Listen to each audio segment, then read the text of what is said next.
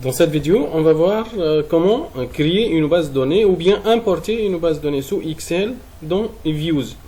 Et puis, on essaye de voir comment déterminer le paramètre P et Q, les retards d'un modèle ARMA. Donc, premièrement, on va aller à File, importer from File. On va importer un fichier Excel des données sous Excel. Donc, bureau. Le document est dans le bureau.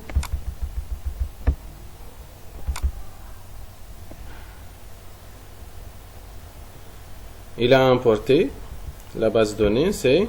Ici c'est la feuille 2 ou bien feuille 1. Donc on a deux bases de données. On utilise la feuille 2. OK. Ici c'est O2, ici c'est le PIB. On peut changer le nom. C'est bon, PIB. Et c'est tout. Finish.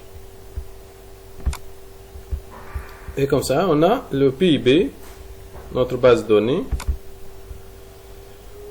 Je vais voir la représentation graphique.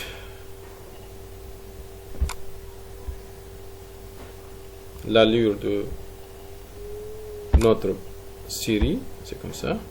On essaye maintenant d'extraire les composantes cycliques de la série PIB. On met ici série statistics, les statistiques de la série. On va utiliser le filtre HP, Audrey Prescott. C'est quoi le nom de la série? C'est PIB. On met OK. La série c'est annuel, donc le paramètre de lissage lambda c'est 100. Ici c'est, on va changer le nom, on met 30 ou bien tendance, et ainsi qu'ici on peut télécharger ou bien enregistrer les composantes cycliques. Donc je mets cycle. C'est bon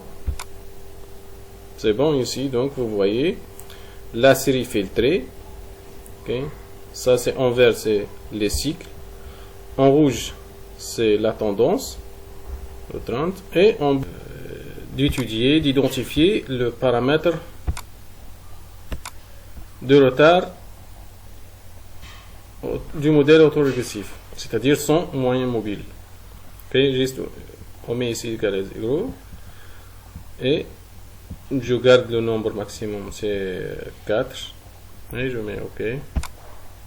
On voit que le modèle sélectionné c'est de 0, 2. Donc 2 nombres de retard. Je passe maintenant à la modélisation de notre série avec un modèle Markov switching. On met ici Markov switching. Ici c'est la série cycle. AR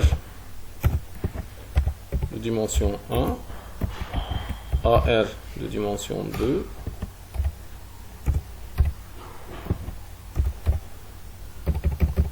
on ajoute la constante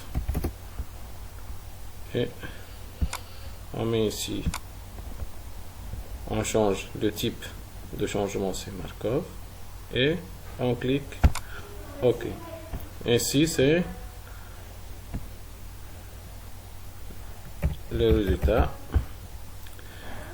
Le paramètre de la constante c'est positif ici pour le premier régime. Deuxième régime c'est, on a ici moins 3.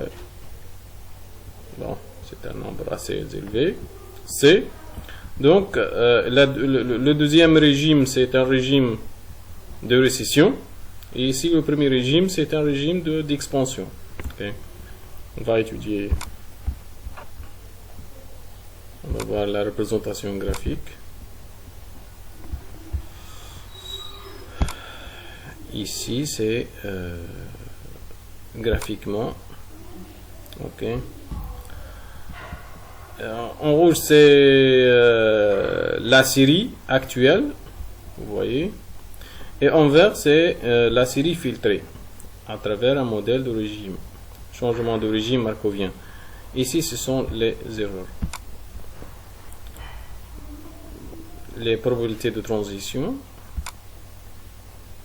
Les probabilités filtrées. Vous voyez ici, donc, le régime numéro 1. Ok. Et ça, c'est le régime 2. Vous voyez.